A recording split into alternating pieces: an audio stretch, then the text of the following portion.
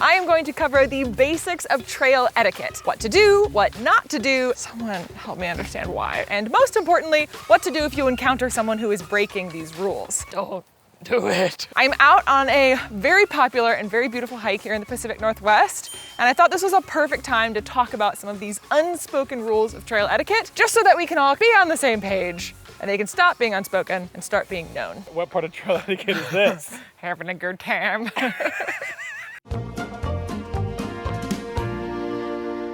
This is my show, gosh darn. This video is not about shaming anybody for breaking these rules of trail etiquette. Shame. A lot of this stuff is stuff that I've done wrong in the past, and I think many of these things are like unspoken, and as hikers, we're just expected to know them. So if you're brand new to hiking, you might not even realize that you've broken some of these rules in the past. And if you're an experienced hiker, I'm also gonna share how you can best educate and help other hikers when you see them doing something wrong.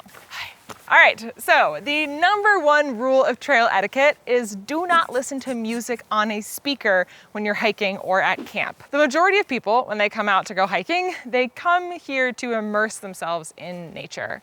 And so that means listening to the sounds of nature, listening to the wind in the trees, the birds, the other animals, talk to their friends. And it doesn't generally mean that they want to listen to the same music as you. So like for you, well, it might be like, I really want to listen to this music while I'm having this hiking experience. Keep in mind that having a speaker on your shoulder or on your pack, it means that you're subjecting everybody else to that same music. So it's kind of considered disrespectful. It's also unsafe. If you're listening to music on a speaker, you might not be able to hear other noise around you. An animal that's nearby, someone calling for help, someone asking to pass you. It just is like a big distraction. But more importantly, the majority of animals out in the woods or wherever you're hiking rely on being able to hear noises in their environment to communicate. Alan! Alan! So whether that's like listening for mating calls or listening for predators or hunting for prey, they're like relying on the sounds of nature in order to survive and thrive in this ecosystem. So leave the speaker at home, let nature be your music. Wow, I hate myself for saying that, but I mean it. Great, so that brings us to point #2, which is also related to music. No trail etiquette against sweating. All right, so point #2 has to do with headphones.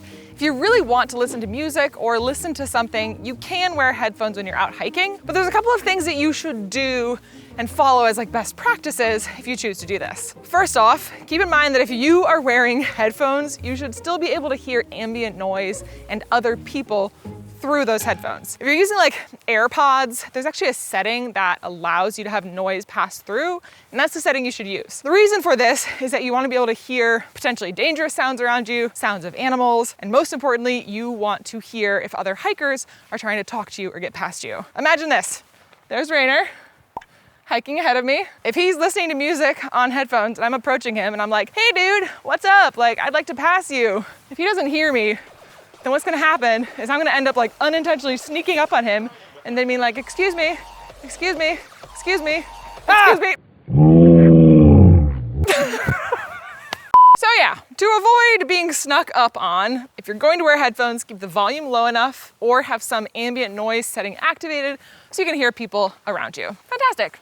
On to point #3. All right, so we've come to this steeper section of trail, which is a good place to talk about who has the right of way. If Rainer's up there and I am down here and we are hiking towards each other, as the person going uphill, I have the right of way. So technically Rainer should yield to me, so scoot. With one of these things where you're like, hi, and then you like keep going. Now the trail that I am hiking on right now is actually really wide and there's tons of space for 2 people to pass each other. But on narrower trails, this is where this becomes really important. So a person going uphill has the right of way.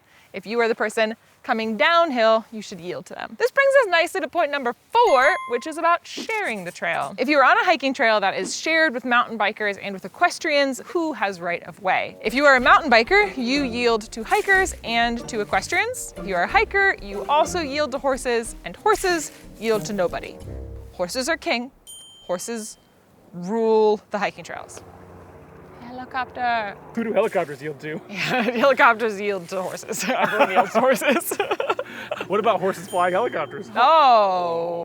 Another quick point on right of way. Trail runners, please also announce yourself to hikers if you want to pass them. Generally, trail runners are moving a lot faster than us, so it's great to like move out of the way to allow them to pass. But if you are a trail runner, just like say something before you bolt past. I have been run up on by a number of trail runners and it's very scary. It's like huffing, puffing, sweaty body runs by you. Cool. All right, that's rule number 3 and rule number 4. Let's move on to rule number 5. Beetle. Cool beetle. Wow. Oh my gosh, look, where were we? Distracted. Anyway, trail etiquette tip number 5 is don't cut the switchbacks. If you're hiking along a trail and you come to an area where the trail makes like a sharp U-turn as it goes uphill, that's a switchback. You want to go to the full end of that trail before making that turn. And don't shorten it by going like between your section of the trail and the taller section of the trail. Cutting switchbacks like this can lead to serious damage and erosion on the trail. And there are actually instances where constant cutting of switchbacks has led to trails being closed for maintenance, which means that other hikers can't enjoy it. Listen, if you can hike up this, you can definitely hike that. So do that instead. All right, so the next point of trail etiquette that I have is to not wander off trail. I see a lot of hikers, particularly new hikers, seeing some place that they want to go to off in the woods and just wandering off to get there. And as like tempting as that might be, it's actually really bad for our trails. There's this saying that says plants grow by the inch and die by the foot, meaning like your foot. So if you're wandering off trail in an area that's not designated for hikers, you actually are doing a lot of damage to these plants. Shame. All of us have probably seen the stories online of like Instagrammers or people, you know, going off and stepping in poppies or on, you know, endangered plants or whatever, and really damaging these ecosystems. And while that's like obviously a huge and newsworthy story, that also happens on like kind of a micro level everywhere, you know? It's like people wander off trail all the time here and cause what we would call herd paths, like areas where someone's just continually walked off a trail thinking it was part of a larger trail, and now it essentially is a trail, even though it's not like a designated and cared for path. Actually, kind of like what's behind me right here. It's like you can see that tons of people have walked off this way, probably thinking that it went somewhere, and it doesn't. And the more people who do that, who like walk off thinking that it goes somewhere, the more obvious of a trail it becomes, which leads to more people walking off. All in all, it's just really bad. So do not wander off trail. This point about staying on trail, as well as the point about cutting switchbacks, are two that people break all the time. So if you have done that, if you've wandered off trail, gone somewhere you're not supposed to, don't feel bad about it. We've all done this before. It's definitely something that I think is really confusing, especially because a lot of people think of going out in the woods as really like forging your own path. But the reality is that we have this very well established trail system that we should use, not just kind of bushwhacking through the woods. So don't feel bad about it, but know next time not to do it. Trail etiquette tip number 7 is to leash your dog and carry out their poop. I can already feel in my bones that there are gonna be people who are upset about this. Unless you are on a hike that is designated as an off-leash dog trail, you should always keep your dog on leash. This is to protect your dog from other dangers in the outdoors, also from other dogs that might not be very friendly, and from being startled or excited by something that they see and running off into the woods to be lost. So, dog always on leash allows you to be fully in control of your pet and keep yourself and them safe. Squirrel. Please, dog owners, carry out all of your dog's poop. And when I say carry out all of your dog's poop, I mean carry it with you the entire time. Do not leave little goodie bags of dog poop on the side of the trail. Now, if you don't want to carry bags of stinky dog poop with you, there are actually some specially made dog bags that are smell proof. I'll link one in the description below that Roughwear makes that I think is fantastic. Whatever you do as a solution, make sure your dog is on leash or at least obeying all leash laws, and carry your dog poop with you at all times. All right, that's trail etiquette tip number 7. On to number 8. Look at this big log with this cool fungus growing on it. Whoa, it looks moldy. Do you think it's moldy? I guess technically it is moldy, right? Because fungus is mold. So technically all mushrooms are moldy? Or is all mold mushroomy? All right, I have spotted the perfect place to take a lunch break. So we're gonna stop up there to cover points 8, 9, and 10. But before I do that, I just want to talk a little bit about LMNT. If you've been following my channel for a while, you probably know how much I love LMNT electrolytes. What I've been doing recently is that even on days when I'm not working out or I'm not hiking, I will fill a 32-ounce Nalgene of water and mix it with LMNT and then leave it in my fridge at home. And then I'll just kind of like consistently drink that throughout the day. So today I brought half of that with me in this little tiny 16-ounce Nalgene. I actually mixed this with sparkling water. Cheers. Yum. Yum.